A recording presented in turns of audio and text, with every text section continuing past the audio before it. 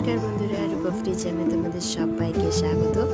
আজকে Sunday, but আজকে বাড়ির খাবার একদমই খাওয়া পছন্দ হচ্ছিল না, তো সেই জন্য আমি ঝটাফট বাইরে থেকে খাবার অর্ডার করে নিলাম।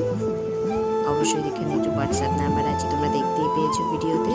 তো সেই হোয়াটসঅ্যাপ নাম্বার থেকে আমি অর্ডার করেছি খাবারটা।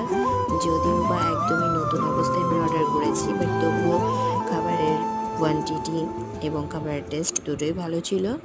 চিকেনের মধ্যে 4 পিস চিকেন ছিল, আর তার সঙ্গে গ্রেভিটা অনেকটাই টেস্টি ছিল।